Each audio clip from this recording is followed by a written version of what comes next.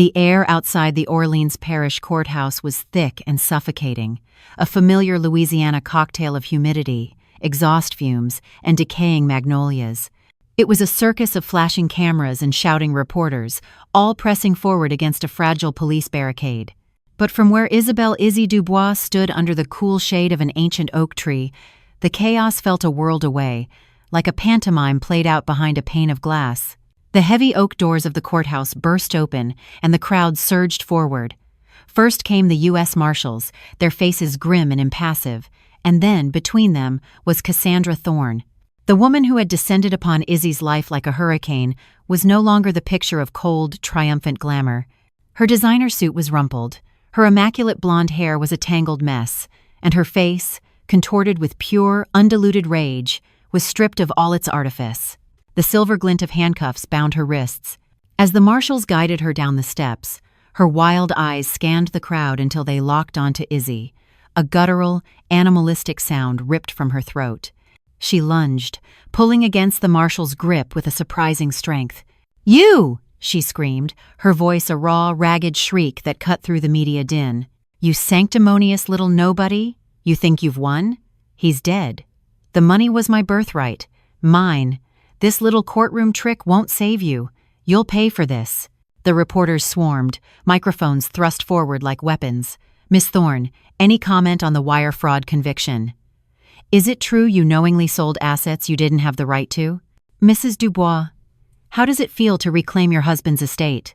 Izzy didn't move. She stood perfectly still, a quiet island in a sea of noise, her simple, elegant black dress, a stark contrast to the chaos around her. She was a widow in mourning, yet her posture was not one of grief, but of profound, weary resolve. Her hand was in the pocket of her dress, her fingers wrapped tightly around the cool, worn surface of a tarnished silver locket. Her thumb traced the outline of an inscription too small to see, a silent, repeated motion that kept her anchored. She watched as the marshals finally wrestled Cassandra into the back of a black sedan. The door slammed shut, cutting off a final, venomous curse. The car peeled away from the curb, and the frantic energy of the crowd began to dissipate, leaving behind only a few straggling camera crews and the lingering, ugly echo of the confrontation. It was over. Justice, in its own complicated and unsatisfying way, had been served. But as Izzy stood there, the weight of the last month pressing down on her, her mind wasn't on the legal victory or the fraud conviction. It was on a different day, just 30 days prior, a lifetime ago. A day filled not with the sound of cameras and curses, but with the funereal drone of a church organ and the scent of too many white lilies. A day when her world was defined not by lawsuits and revenge, but by a grief so absolute she thought it would physically tear her in two. How had that shattered, heartbroken woman from the day of the funeral become the silent, avenging architect of this one? 1 month earlier. A lifetime ago. The air inside St. Louis Cathedral was heavy with the cloying, funereal scent of lilies and gardenias. Izzy sat in the front pew, a small, dark figure in a bespoke mourning dress, the thin veil of her hat the only defense she had against the pitying eyes of the entire city. The sound of the church organ was a mournful drone, punctuated by the soulful wail of a saxophone from the jazz band playing a dirge out on Jackson Square, a New Orleans funeral tradition Julian had always loved. Everything was perfect, respectful, and utterly meaningless. Izzy felt like she was underwater, the sounds of the service, the whispered condolences, the gentle hands on her shoulder, all muffled into a distant, hollow hum. She was an actress in her own tragedy, playing a role for which she'd had no rehearsal. The grief was not an emotion, it was a state of being. It was in the air she breathed, in the empty space beside her on the oak pew, in the cold weight of the wedding band on her finger, a ring that had now lost its partner. Her mind drifted from the priest's eulogy, back through the glittering fragments of 10 perfect years. They were New Orleans' golden couple. Julian Dubois, the charming, handsome heir to an old Creole fortune, and Isabelle, the brilliant architectural historian whose eyes could find the beauty in the oldest, most weathered brick, who had captured his heart completely. She remembered the night they met at a masquerade ball, he dressed as a pirate, she a Creole queen. She remembered their first dance in a French Quarter courtyard, under the glow of gaslights and the sound of a live Zydeco band. She remembered how he'd hunted through dusty old bookshops for months to find her a first edition of a rare architectural text, a surprise gift that had made her cry. The lazy Sunday mornings in the sunroom of their Garden District mansion, him reading the paper, her sketching, their legs tangled together, a comfortable silence more intimate than any words. Their life had been a carefully curated fairy tale, and she had believed in every word of it. She believed she knew this man, from his artist soul to his private fear of never living up to the Dubois name.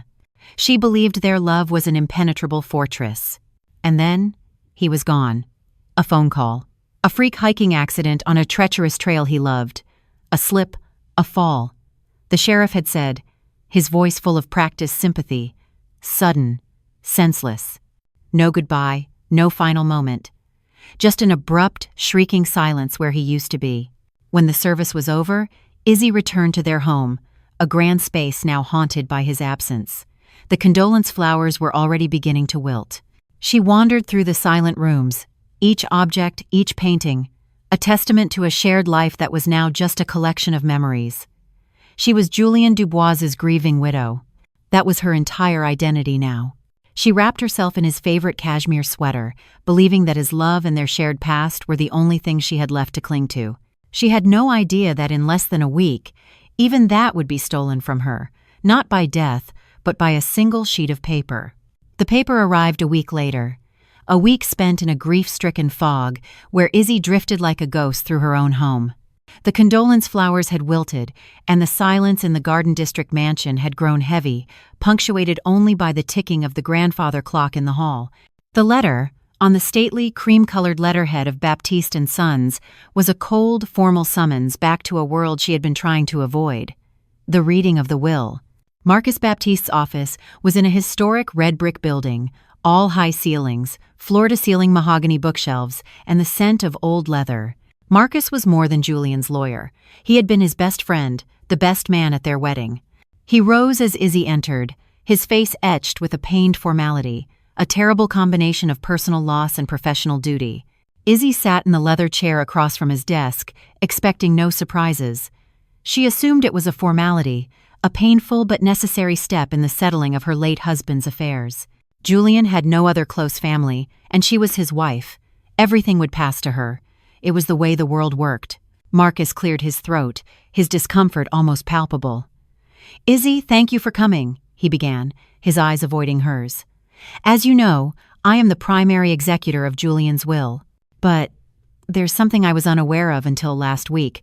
It seems Julian filed a codicil 6 months ago. He did it with another firm, out of state." A cold sense of unease pierced through the fog of Izzy's grief. Marcus opened a folder and began to read in a flat monotone, the voice of a lawyer trying to divorce himself from the words he was forced to speak. He went through the minor bequests, the funeral instructions, the small charitable donations. Then he arrived at the main body of the will.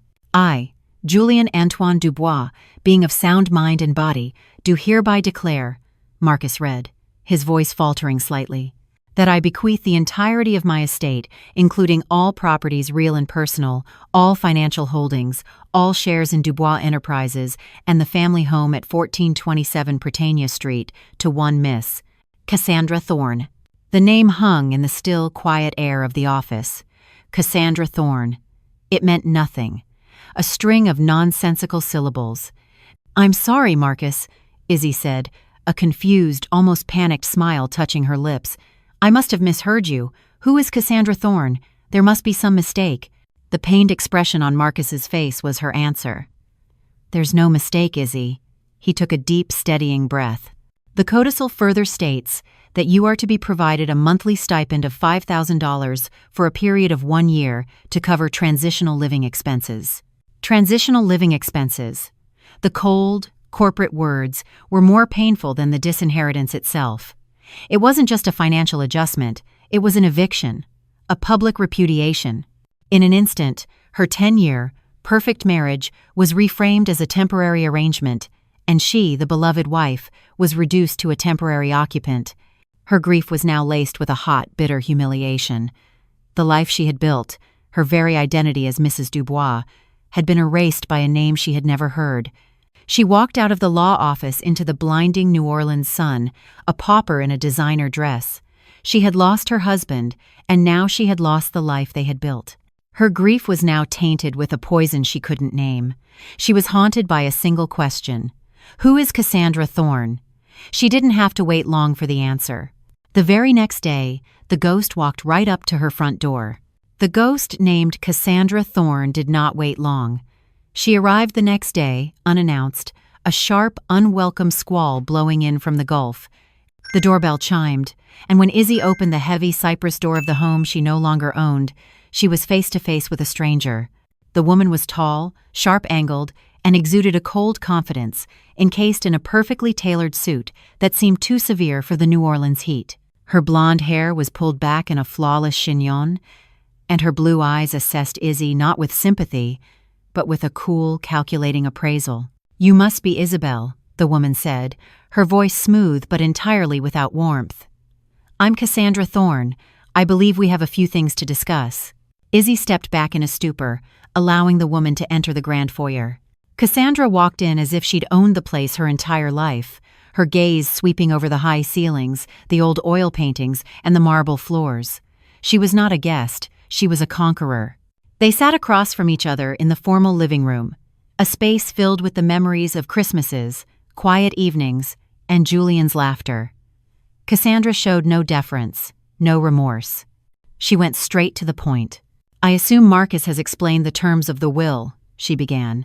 "I am here to answer any questions you might have." "My only question," Izzy whispered, her voice hoarse from disuse, "is who are you?" A thin, almost contemptuous smile touched Cassandra's lips.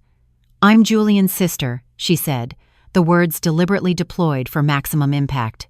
His older half-sister, to be precise, the daughter of his father and a woman he cast aside when he found out she was pregnant. "I am the secret the esteemed Dubois family buried for over 40 years. She told her story with a cold detachment, a tale of growing up with nothing, always aware of the wealthy father and the younger brother living a life of privilege who refused to acknowledge her existence. And then, she delivered the final, carefully constructed blow, the fake twist. "About a year ago, Julian found me," Cassandra said. "He was tormented by guilt, by the sins of our father. He wanted to make things right. He saw the will as the only way to atone, to give me back the birthright that was stolen from me." The story, in its own cruel way, made a kind of sense. It painted a picture of Julian, not as a malicious husband who had fallen out of love, but as a man torn apart by a tragic family history, trying to do the right thing in a clumsy, painful way. The betrayal was still there, deep and agonizing, but it was now colored with tragedy. Izzy wasn't the victim of malice, merely the collateral damage of a history she had never known existed. The fact that Julian had kept such a monumental secret, had faced this demon entirely alone without breathing a word of it to her, was a betrayal all its own. Cassandra stood, running a finger along the edge of an antique porcelain vase. "I have no intention of making this more difficult than it needs to be," she said, with the tone of a CEO discussing a layoff. "My lawyers have advised me to take possession of the property within 30 days. I trust you'll be able to make your arrangements by then." The click of the front door closing echoed in the cavernous hall. 30 days. She had 30 days to dismantle a decade of her life, to pack away the memories of a marriage that was now revealed to be a lie. Her grief was a raw, open wound, and now, betrayal and humiliation had poured salt into it. As she began the heartbreaking task of sorting through Julian's belongings, deciding what to keep and what to abandon, she had no idea that she was not just packing up a past. She was about to unearth a clue to the horrifying truth of his end. The heartbreaking work began, 30 days to erase a decade. The Garden District mansion, once Izzy's sanctuary of love and security, now felt like a museum of her own life that she was being forced to deaccession. Each room held a chapter of their story, and packing it into anonymous cardboard boxes felt like a profanity. She started with the hardest room, Julian's study. It was his haven. A room paneled in dark cypress, filled with his leather-bound books, his collection of antique maps, and the faint, lingering scent of old paper and bourbon. To go through his things, to touch what he had loved, felt like an intrusion. She carefully took his books from the shelves, each one sparking a memory. the novel he'd read aloud to her on a rainy evening, the book of poetry from which he'd quoted in their wedding vows. She saved his antique mahogany desk for last. It was the center of his universe. She cleared the top, boxing his fountain pens, and began to wipe out the drawers. As she cleaned the inside of an empty top drawer, her cloth snagged on a loose piece of decorative trim. Curious, she wiggled it. With a soft click, a section of the drawer's false bottom released, revealing a shallow, hidden compartment no bigger than a paperback book. Izzy held her breath. A secret drawer. In 10 years she had been in this room 1,000 times and never known it was there. A private space he had never shared. Her heart pounded as she reached inside. There were only a few items: an old pair of cufflinks, a dried gardenia, and a small tarnished silver locket on a delicate chain. It wasn't a piece she had ever seen. It looked old, an heirloom, but not from any part of the Dubois family she knew. She held it in her palm, feeling its cool weight. With slightly trembling fingers, she pried open the clasp. Her heart stopped. On one side, beneath a tiny pane of mica, was a faded portrait of a young woman. Though she was perhaps 20 years younger, there was no mistaking the features, the same sharp, high cheekbones and the same cold, piercing blue eyes of Cassandra Thorne. On the other side, etched into the silver in a minuscule, elegant script, were 3 words in French. Maman, je suis désolée. Mother, I am sorry.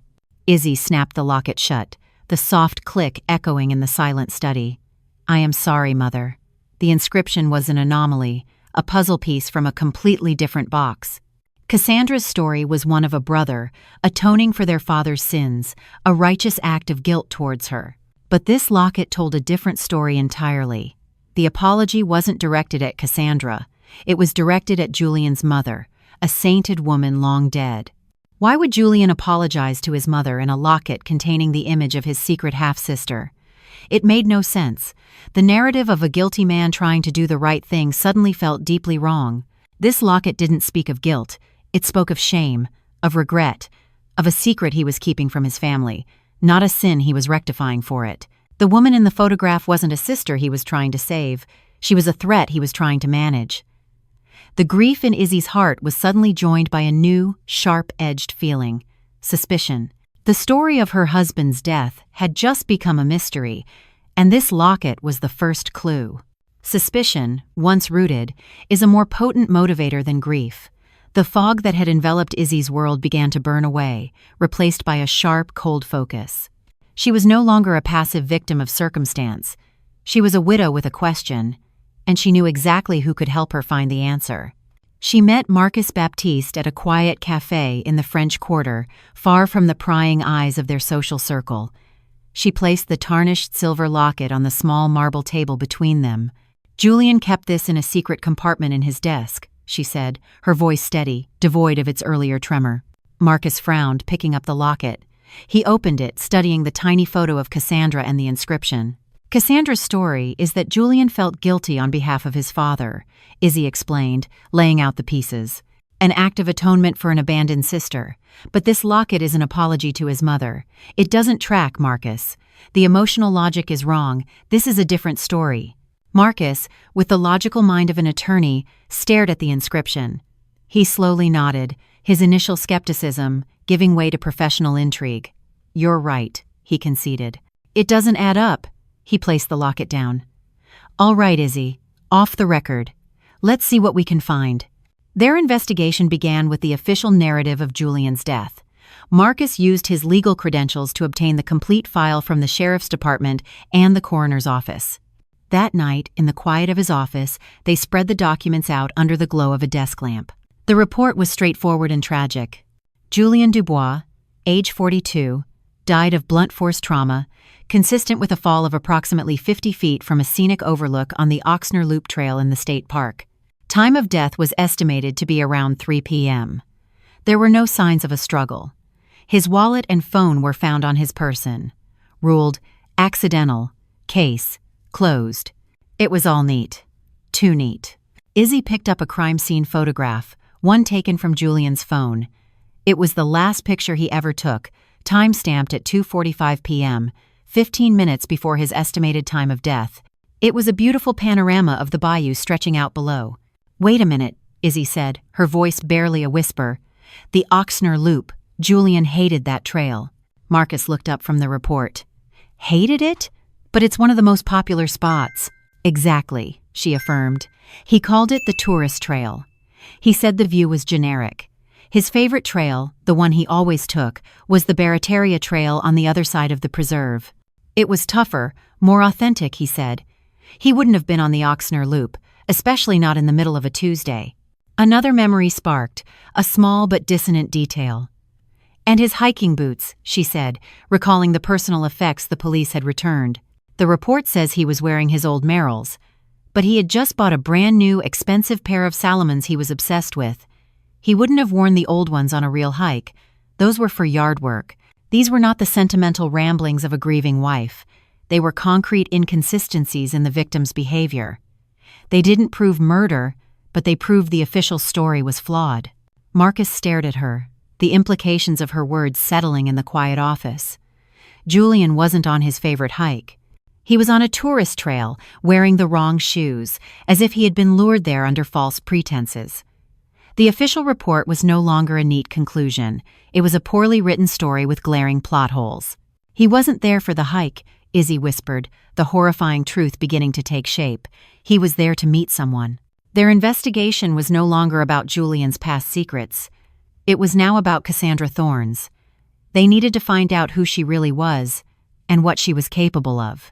The investigation now centered entirely on Cassandra Thorne. Marcus, harnessing the resources of his law firm and the quiet fury of a man mourning his best friend, hired the most discreet private investigator in New Orleans. While Marcus chased the ghosts of Cassandra's past, Izzy returned to her own, tearing apart Julian's study, a room she now viewed not as a sanctuary of memories, but as a crime scene. Marcus's call came 3 days later. "Izzy," he said, his voice tight with something she couldn't quite place. "I think you should sit down." The investigator had hit a goldmine. Cassandra Thorne was only her most recent identity. 10 years ago in Phoenix, she was Cassidy Reno. 15 years ago in Miami, Catherine Taylor. She was a professional grifter, a chameleon who preyed on the wealthy, leaving a trail of small-time scams and broken hearts. But that wasn't the worst of it. In Phoenix, Marcus continued, his voice low, as Cassidy Reno, she befriended a wealthy, elderly widower, became his sole caregiver and companion. A few weeks after he abruptly changed his will to leave her a substantial sum, he died. "How did he die?" Izzy asked, a cold dread creeping up her spine.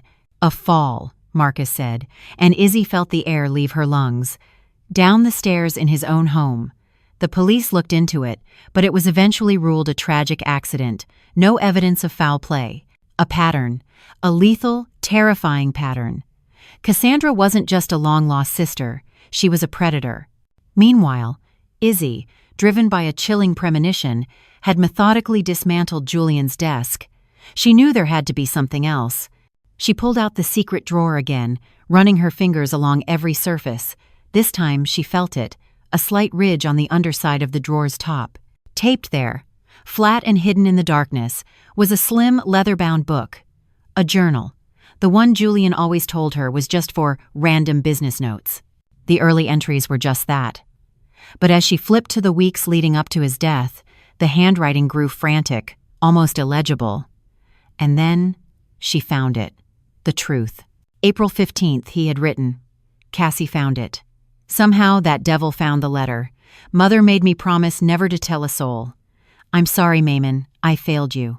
Izzy read on, her breath catching in her throat. The secret wasn't his father's. It was his mother's.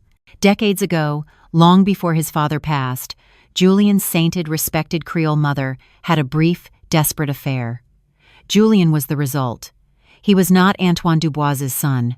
He was not a Dubois by blood. If revealed, this secret would not only shatter his mother's pristine legacy, it would invalidate his own claim to the entire Dubois family fortune under the archaic, patriarchal terms of the family trust. Cassandra somehow had discovered this truth.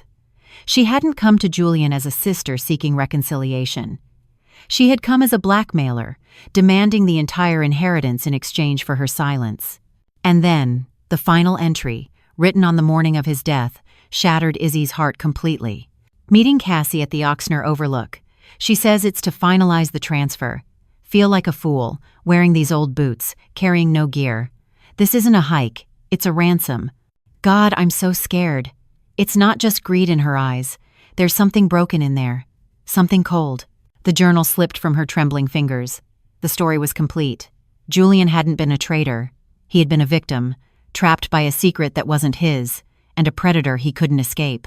The man she had begun to doubt was returned to her, not as a perfect husband, but as a terrified man who had been murdered in cold blood. Her grief and her rage fused into a single white-hot purpose. She picked up the journal, the last words of her husband, a testament to his murder. The police had said they needed evidence. Now she finally had it. The grief and rage fused into a single white-hot purpose: justice.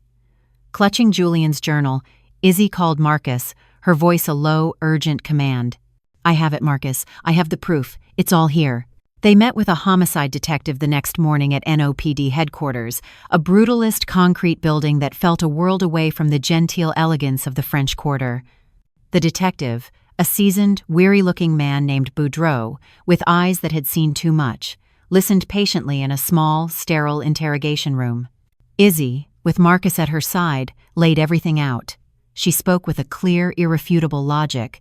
They presented the pattern of Cassandra's life, the string of aliases, the suspicious accidental death of her benefactor in Phoenix.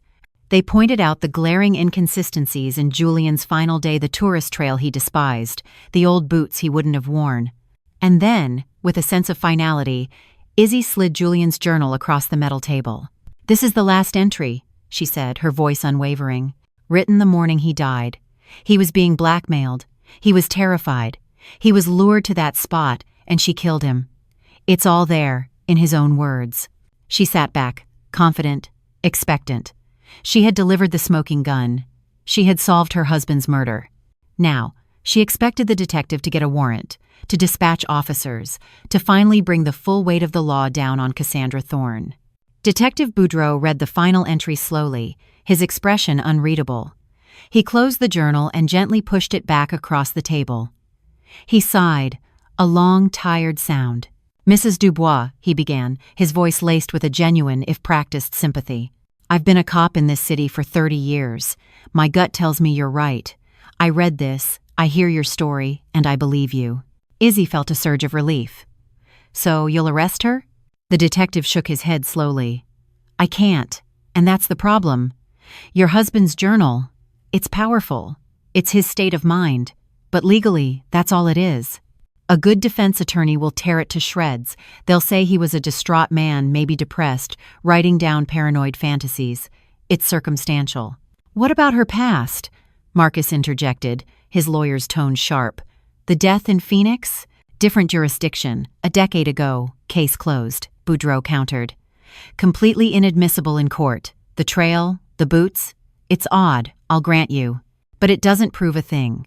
A man's allowed to change his mind about where he wants to hike. He leaned forward, his eyes meeting Izzy's. The coroner's report says he fell. There were no defensive wounds, no foreign DNA under his fingernails, no witnesses. Without new physical evidence linking Cassandra Thorne to that cliff on that day, my hands are tied. I can't get a warrant from a judge. I can't reopen a closed, accidental death investigation. I am truly sorry. The words hit Izzy with the force of a physical blow. The system she had believed in, the very concept of justice, was a bureaucratic machine that ran on a fuel she didn't possess. The truth, so clear and undeniable to her, was useless. The law, which was supposed to be a sword for the innocent, was instead a shield for the guilty. Cassandra Thorne, predator and murderer, was going to get away with it. They walked out of the police station into the sticky afternoon air, the weight of defeat heavier than her grief had ever been. The path to legal justice was a dead end. Cassandra was going to walk away with everything: Julian's life, his name, his fortune. As Izzy looked at Marcus, the despair in her eyes slowly began to harden into something else. Something cold, sharp, and dangerous. If the law refused to give her justice, then she would have to create her own. A different kind of justice. The kind that didn't need a courtroom. They walked out of the police station and into the oppressive humidity of the late afternoon, the weight of their defeat, a tangible thing. The truth, which had felt so solid and powerful in their hands, was nothing more than a ghost, unable to touch the real world of legal procedure. Izzy got into the passenger seat of Marcus's car, the journal lying useless on her lap. "So, that's it?" she said, her voice a hollow echo of the righteous fury she had felt just an hour before. "She just wins? She kills him, takes his name, his home, his fortune, and she just walks away?"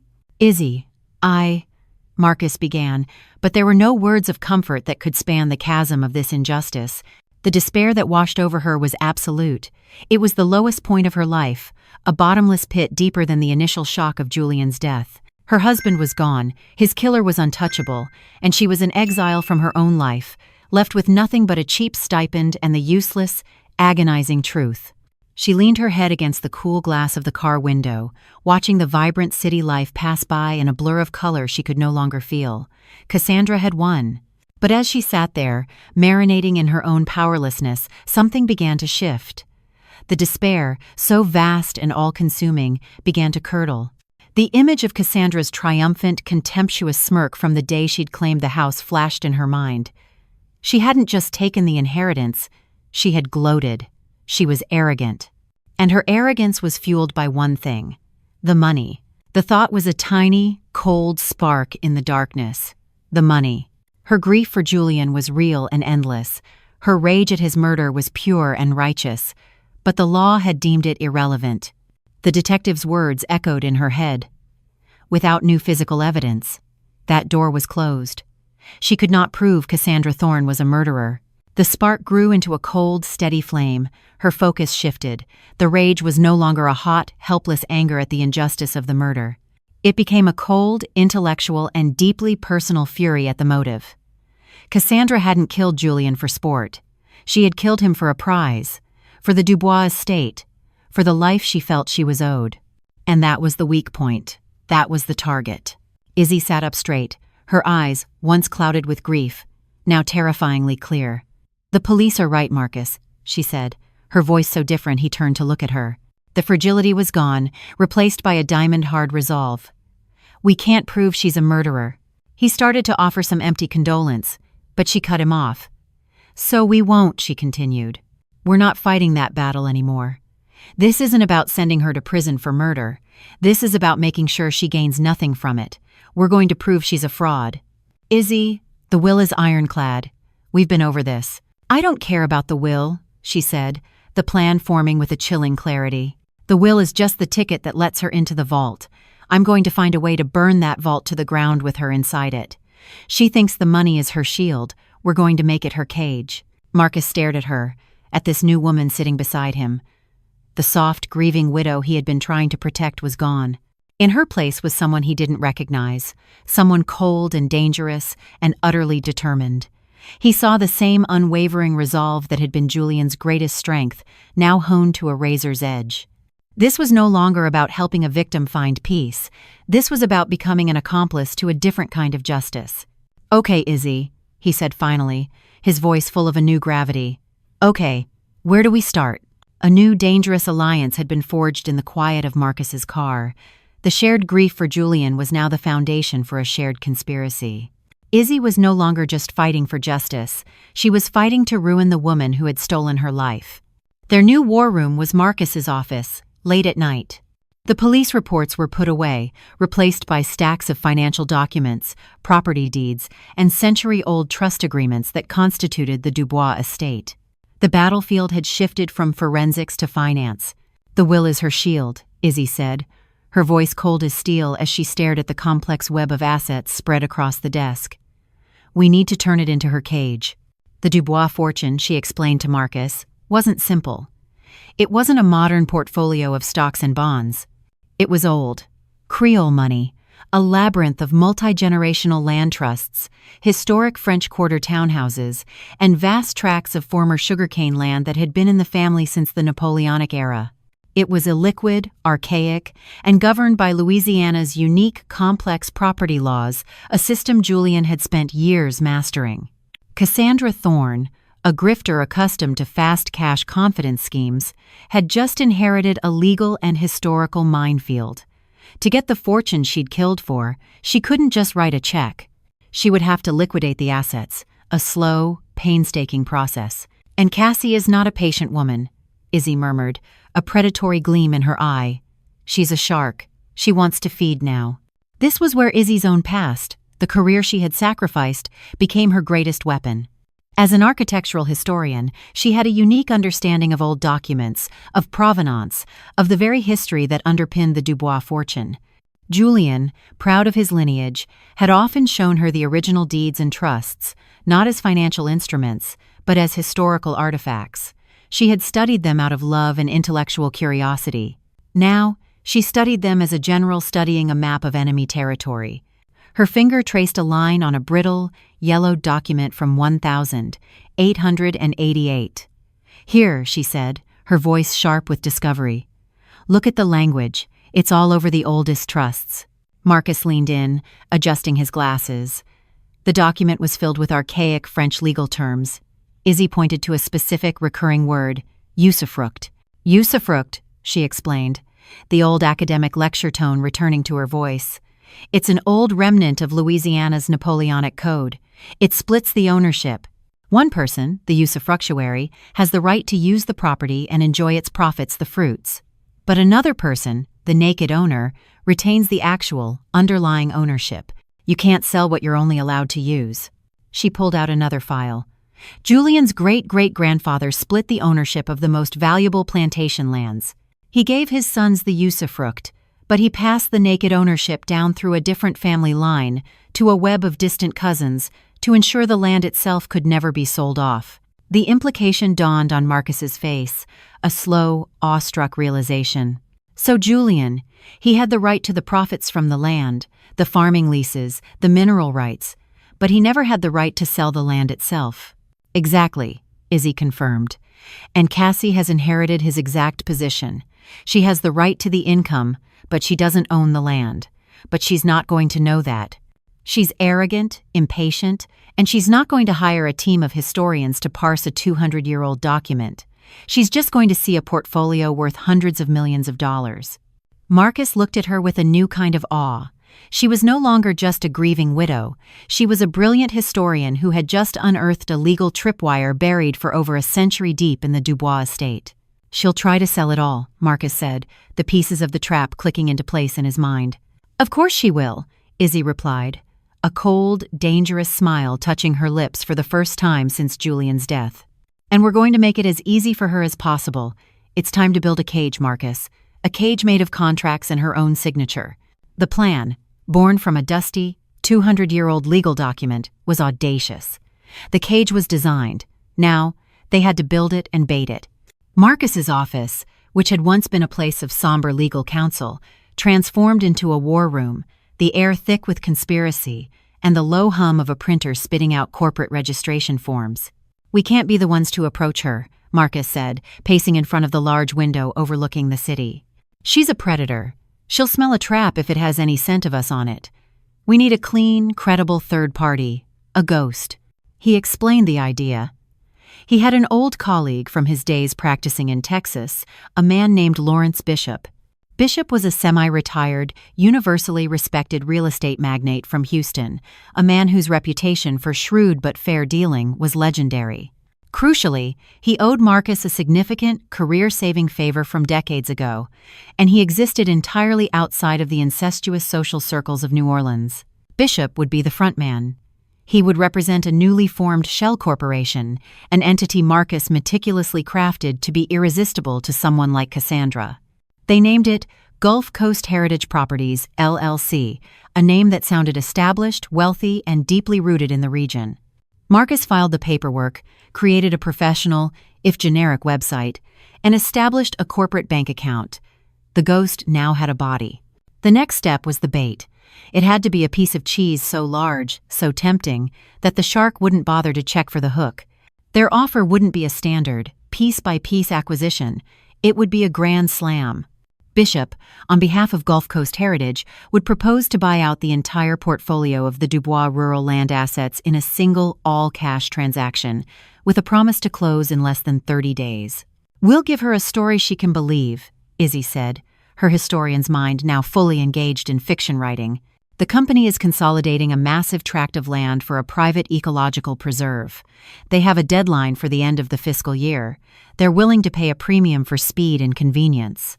The price they set was staggering, just below the official appraised market value, to seem like a savvy deal, but a nine-figure sum that represented the kind of fast, clean payday a grifter like Cassie could only dream of. It was freedom, power, and victory, all delivered in a single wire transfer. The final piece, the most critical part of the trap, was the contract. Marcus spent 2 days drafting the document, a dense 50-page monster of real estate boilerplate. He buried the poison pill deep inside, on page 47, in a subsection on seller representations. The clause was a single sentence of dry, innocuous legalese. The seller, Cassandra Thorne, hereby warrants and represents that she possesses fee, simple title, and full, unencumbered rights of conveyance for all properties and parcels listed in Appendix A of this agreement. Appendix A, of course, listed every tract of land in the portfolio, including the vast, valuable swaths governed by the ancient usufruct clauses. By signing that document, Cassandra would be committing a federal crime. She would be fraudulently attesting to ownership she did not have in exchange for a wire transfer that would cross state lines. Marcus printed the final draft, the heavy stack of paper thudding onto his desk. The fake company was real, the generous offer was drafted, and their frontman in Houston was waiting for the signal. Everything was in place. "Are you absolutely sure about this, Izzy?" Marcus asked, his voice low with the gravity of their actions. "Once we make this call, there's no going back." Izzy looked at the contract, at the intricate, invisible cage they had built with words and laws. She thought of Julian's last, terrified entry in his journal. She thought of Cassandra's cold, triumphant eyes. "Make the call," she said. The call was made. The intricate, delicate trap, months in the making, was set into motion. From their war room in Marcus's office, Izzy and he could only wait, a feeling of terrifying powerlessness descending now that the plan was out of their hands. The waiting was the hardest part. Lawrence Bishop, the silver-haired Houston investor, played his role to perfection. He placed the initial call to Cassandra Thorne, his voice a smooth Texas drawl, introducing himself as a managing partner at Gulf Coast Heritage Properties. He spoke of a unique, time-sensitive investment opportunity and requested a brief in-person meeting. As they had predicted, Cassandra, eager to establish her new status as the matriarch of the Dubois estate, refused to travel. She insisted he come to her, to the mansion on Prytania Street. The meeting took place in Julian's study. The detail, when Marcus relayed it to Izzy later, was a bitter pill. Cassandra was conducting business from the very chair where Julian had written his last, terrified words. Bishop's report of the meeting, delivered over a secure line to Marcus later that day, was a confirmation of everything Izzy had predicted about Cassandra's character. "She's exactly as you described." Bishop's voice crackled on the speakerphone, Izzy listening with bated breath. "Arrogant as they come, she acted like she was doing me a favor by even taking the meeting." He let out a dry chuckle. "She walked around that study like she was born in it, but you could see in her eyes she was just a tourist. She doesn't understand what she has. She only understands what it's worth." Bishop explained how he had laid out the offer, the 9-figure sum, the all-cash deal, the 30-day close. He had emphasized the convenience, the ability for her to liquidate a complex portfolio of rural, illiquid assets in a single, clean transaction. He had sold it as a shortcut to the finish line. "I watched her eyes when I said the number," Bishop continued. "That's all she heard. The rest was just noise. She didn't ask a single intelligent question about the historical deeds, the mineral rights, the land trusts. Her only real questions were about the wire transfer schedule and the tax implications for a sole beneficiary. Her mind was already spending the money. Cassandra, blinded by greed and her own inflated sense of brilliance, saw the offer not as a potential trap, but as a testament to her own formidable presence.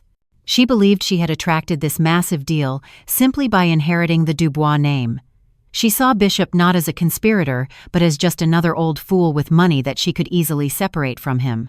She had told him the offer was compelling and that she would have her lawyers review the purchase agreement immediately. Marcus hung up the phone, a look of grim satisfaction on his face. "She took the bait," he said, turning to Izzy. "Her lawyers have the contract." Izzy felt a tremor of something cold and final run through her.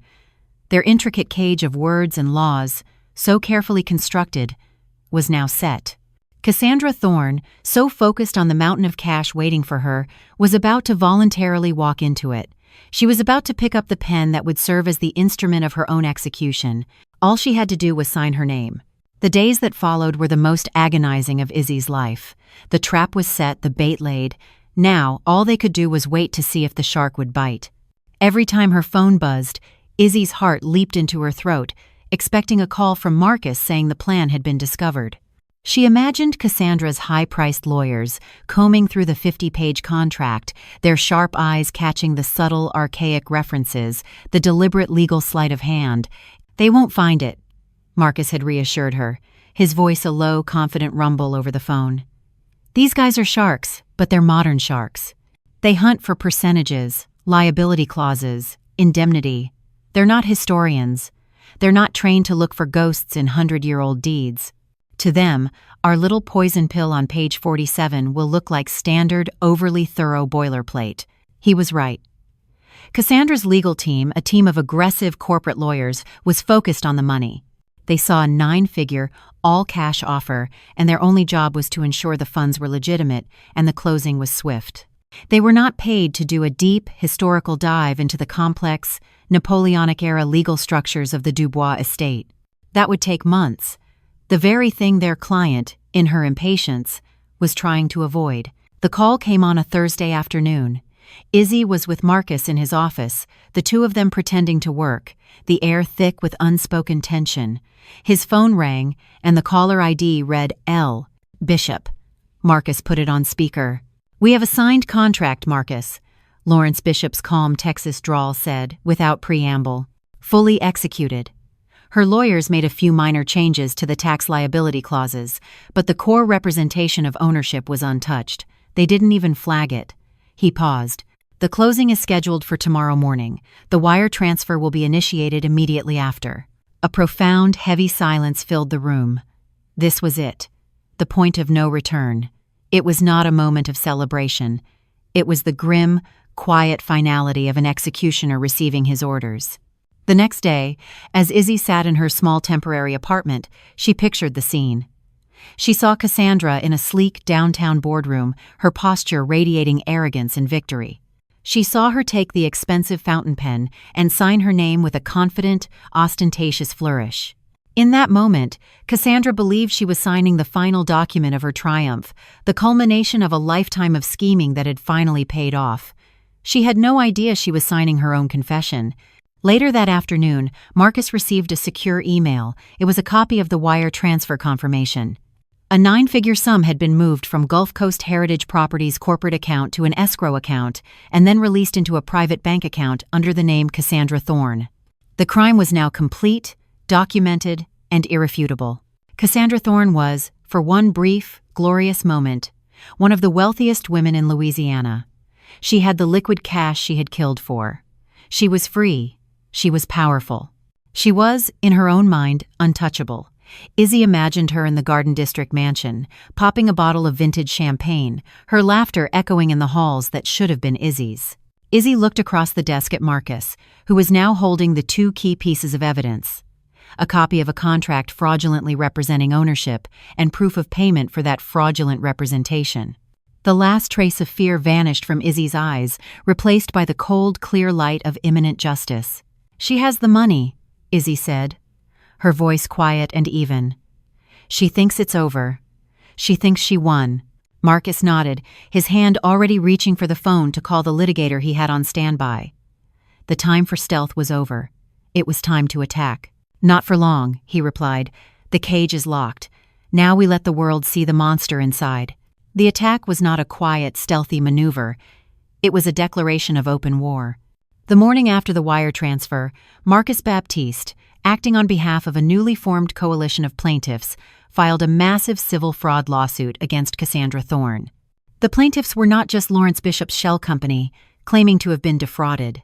They were the true, naked owners of the Dubois estate lands, a dozen distant, aging Dubois cousins scattered from Lafayette to Baton Rouge, whom Marcus had painstakingly tracked down and who were now poised to reclaim their ancestral rights.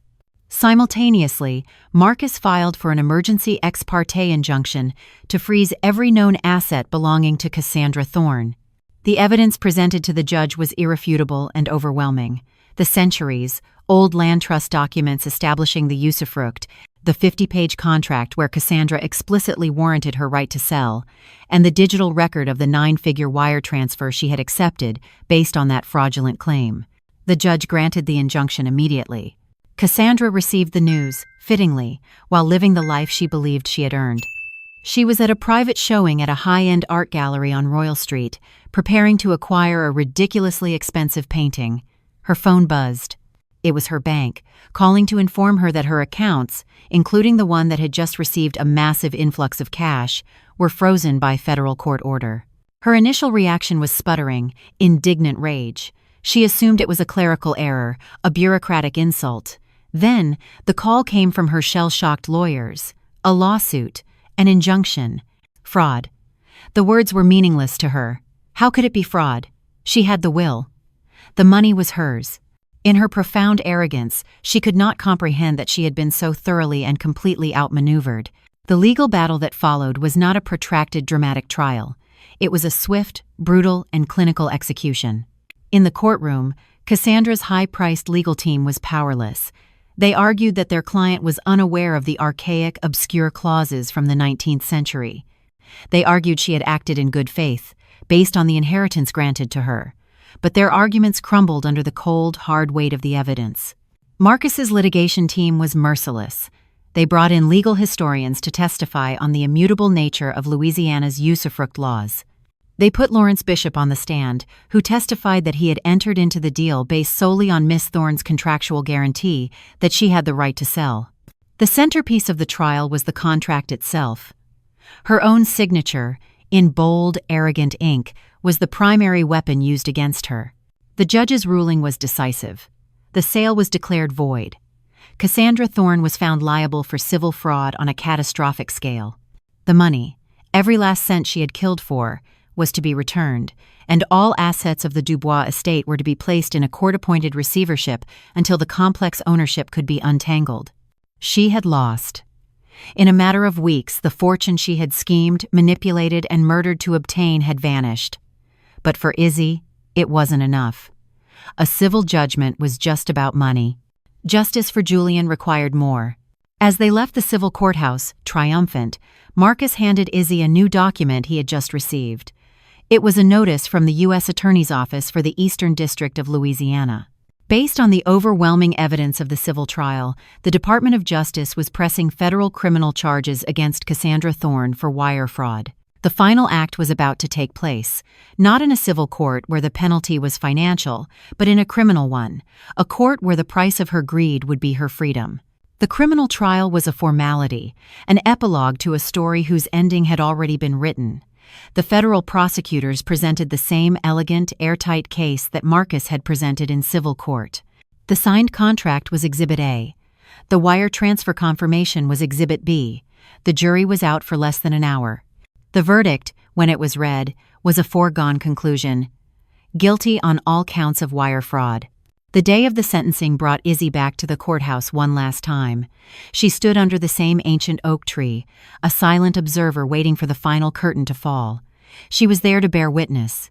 For Julian, the heavy doors of the courthouse burst open, and the scene from her memory replayed itself in real time. The marshals, the cameras, and between them, Cassandra Thorne, her face a mask of incandescent rage. As they led her down the steps, her wild eyes found Izzy, and she lunged, screaming, her voice a raw shriek of pure venom. You sanctimonious little nobody, you think you've won?" And in that moment, as Cassandra raged, Izzy saw it happen. She saw the pure, animalistic fury in her eyes begin to curdle, replaced by the flickering, dawning horror of comprehension. The puzzle pieces were finally clicking into place in Cassandra's mind, far too late. The too-good-to-be-true offer from the folksy Houston investor. The convenient, all-cash deal. The impossibly complex contract her lawyers had dismissed as boilerplate. It wasn't a mistake. It wasn't bad luck. It was a trap. A perfect, intricate, and inescapable trap. And the architect of that trap was not a rival corporation or a federal investigator. It was the quiet, grieving widow she had dismissed as a piece of furniture, an irrelevant, emotional woman to be swept aside. In that final, crushing moment of realization, Cassandra Thorne understood that she had been completely and utterly outplayed by the one person in the world she had never even considered a threat. Her ruin was absolute. The money she had killed for was gone, locked away by the courts. The freedom she had craved was a memory, about to be replaced by a prison cell.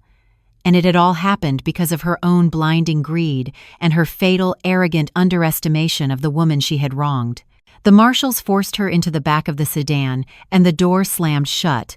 The car sped away, carrying Cassandra Thorne to the empty, desolate future she had earned. Izzy stood in the quiet aftermath, the roar of the press fading into a distant buzz. She reached into her pocket, and her fingers closed around the tarnished silver locket. She pulled it out, the metal warm against her skin. She opened it and looked down at the tiny, faded photo of the young, hungry-eyed woman who had just been driven away. Then her gaze shifted to the inscription, Julien's last apology, Maman. Je suis désolé. He had been sorry for the secret he was forced to keep, the shame that had made him vulnerable. Izzy snapped the locket shut. Her justice was complete. It wasn't the justice of the law, perhaps, but it was the justice of a promise kept to a murdered husband. Her long, terrible month was over. And for the first time since the day he died, Isabelle Dubois could finally, truly, begin to grieve. Cassandra was convicted of fraud, not murder. Izzy's revenge was perfect in its own way. She took away the very thing Cassie killed for. But was this true justice for Julien's death? Or is any justice that doesn't punish the actual crime an incomplete and ultimately unsatisfying victory? Let me know your thoughts on this below. 6 months after the verdict, the New Orleans autumn finally brought a welcome coolness to the city. The oppressive heat of Izzy's long, terrible summer had broken. The scandal of the Dubois estate and the fall of Cassandra Thorne had faded from the headlines, replaced by new dramas, new storms. Izzy did not return to the grand mansion on Prytania Street. That house, she had realized, was a museum to a life that had never truly existed. Instead, she had used the small transitional fund Julien had left her to lease a beautiful, sun-drenched apartment in the Bywater, a shotgun house with high ceilings, worn wooden floors, and a small courtyard filled with overgrown jasmine. It was filled not with Dubois antiques, but with her books, her architectural sketches, and the quiet, steady presence of her own reclaimed identity. The courts were still untangling the knots of the Dubois estate, but Izzy was no longer a part of that battle. Her victory had been in the courtroom, but her peace was found here, in the life she was building from the ruins. She had started working again, consulting for a local preservation society, her passion for the city's history rekindled. Her revenge on Cassandra had been total, but she found that the satisfaction was a fleeting, hollow thing. The true, lasting peace came from something unexpected. It came from the rewriting of her own past. The jumbled, painful process of uncovering the truth had destroyed the idyllic, perfect memory of her marriage. That loss was a grief all its own. But in its place, something more complex and honest had taken root. She no longer mourned a perfect husband. She grieved for Julien as he truly was. A flawed, terrified man, trapped by a secret, who had loved her in the only way he knew how. Her revenge, she realized, had not truly been for herself. It had been an act of historical clarification, a final, fierce defense of the real man, not the traitor Cassandra had tried to paint him as, nor the saint from her own naive memories. One afternoon, sitting in her sunlit courtyard, she opened the tarnished silver locket one last time. She looked at the two secrets it held: Cassandra's face and Julien's apology. She understood them both now. With a quiet finality, she closed it and placed it not in a secret drawer, but in a small velvet-lined box with the rest of her own history, now finally complete, finally true.